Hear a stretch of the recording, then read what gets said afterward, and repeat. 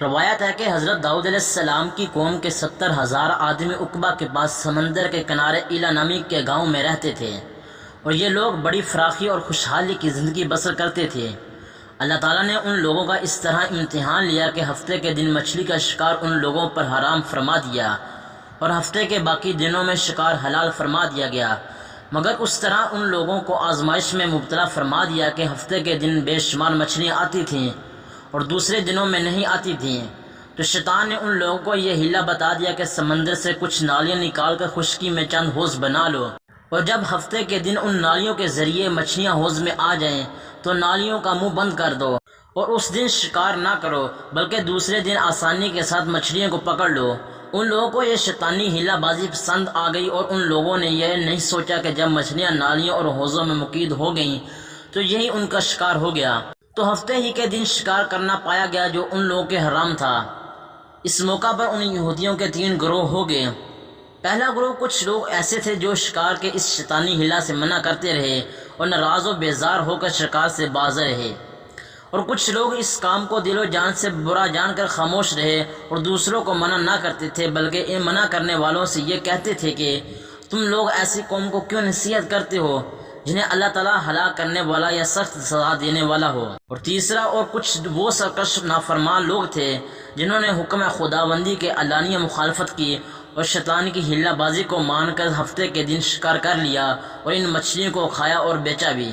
جب نافرمانوں نے منع کرنے کے باوجود شکار کر لیا تو منع کرنے والی جماعت نے کہا کہ اب ہم ان معاص کاروں سے کوئی میل ملاپ نہیں رکھیں گے۔ چنانچہ ان لوگوں نے گاؤں کو تقسیم کر کے درمیان میں ایک دیوار بنا لی اور آمد و رفت کا ایک الگ دروازہ بھی بنا لیا۔ حضرت داؤد علیہ السلام نے غضبناک ہو کر شکار کرنے والوں پر لعنت فرما دی۔ اس کا اثر یہ ہوا کہ ایک دن خطا کاروں میں سے کوئی باہر نہیں نکلا، تو انہیں دیکھنے کے لیے کچھ لوگ دیوار پر چڑھ گئے تو کیا دیکھا کہ وہ سب کے سب بندروں کی صورت میں مسخ ہو گئے ہیں۔ اب لوگ ان مجرموں کا دروازہ کھول کر اندر داخل ہوئے تو وہ بندر اپنے رشتہ داروں کو پہچانتے تھے اور ان کے پاس آ کر ان کے کپڑوں کو سونگھتے تھے اور زاروں زار روتے تھے، مگر لوگ ان بندر بن جانے والوں کو نہیں پہچانتے تھے۔ ان بندر بن جانے والوں کی تعداد 12,000 تھی۔ یہ سب 3 دن تک زندہ رہے، اس درمیان کچھ بھی کھایا پیا نہیں، بلکہ یوں ہی بھوکے پیاسے سب کے سب ہلاک ہو گئے۔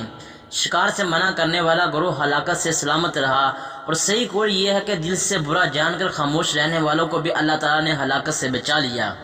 اس واقعہ کو اللہ تعالیٰ نے قرآن پاک کی سورۃ بقرہ میں اس طرح ارشاد فرمایا ہے، اور جس کا ترجمہ ہے کہ اور بے شک ضرور تمہیں معلوم ہے تم میں کہ وہ جنہوں نے ہفتے میں سرکشی کی تو ہم نے ان سے فرمایا کہ ہو جاؤ بندر دھتکارے ہوئے۔ پھر دوستو، اس واقعہ سے ہمیں یہ درس ہدایت ملتا ہے کہ معلوم ہوا کہ شیطانی حیلہ بازی میں پڑھ کر اللہ تعالیٰ کے احکام کی نافرمانیوں کا انجام کتنا برا اور کس قدر خطرناک ہوتا ہے، اور خدا کے نبی جن بد نصیبوں پر لعنت فرما دیں وہ کیسے ہولناک عذاب الہی میں گرفتار ہو کر دنیا سے نیست و نابود ہو کر عذاب میں گرفتار ہو جاتے ہیں اور دونوں جہانوں میں ذلیل و خوار ہو جاتے ہیں۔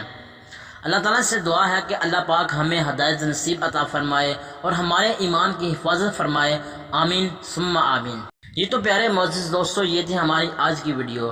کیسی لگی کمنٹس کر کے لازمی بتانا۔ اگر ویڈیو اچھی لگی ہو تو ویڈیو کو لائک کریں اور اپنے دیگر دوستوں کے ساتھ شیئر لازمی کیجیے گا۔ ملتے ہیں نیکسٹ ویڈیو میں، تب تک کے لیے اللہ حافظ۔